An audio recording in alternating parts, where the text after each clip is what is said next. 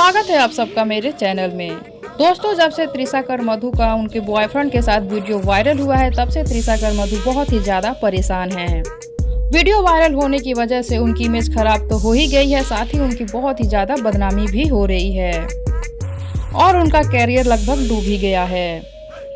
इन सब की वजह से त्रिशा ऐसे ही परेशान है। इसी बीच त्रिशा का कहना है कि उनके पास बहुत ही तरह तरह के फोन कॉल्स आ रहे हैं और उनको तरह तरह की धमकियां मिल रही हैं।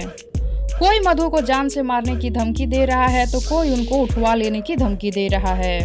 ये सब मधु ने खुद बताया है एक कॉल रिकॉर्डिंग में। लीजिए आप सब खुद सुनिए।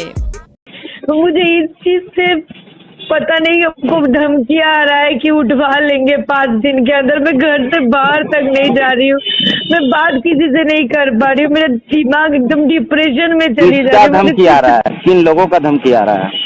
नहीं पता, अननोन नंबर से कॉल आ रहा है। कितना नंबर तो मैं ब्लैकलिस्ट करके रखी हूँ, मुझे कुछ नहीं पता। तो सुना आप सबने कैसी कैसी धमकियां मिल रही है मधु को। मधु का ये भी कहना है कि मुझको बहुत डर लग रहा है, मैं चैन से रात को सो तक नहीं पा रही। मधु का कहना है जब भी कोई दरवाजा बजाता है तो डर लगता है, पता नहीं कौन है और पता ना क्या देखने को फिर मिल जाए। ये सारी बातें मधु ने खुद बताया है। लीजिए आप सब भी सुनिए। ऐसा नहीं है कि यहाँ पे है। आज 5 दिन हो गया, मुझे मतलब सोने में भी डर लग रहा है कि दरवाजा खटखटाए, अगला वक्त मुझे क्या देखने को मिलेगा।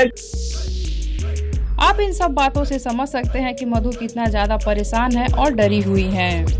मधु का कहना है कि जो वीडियो अभी वायरल हो रहा है वो वीडियो 4 साल पहले की है।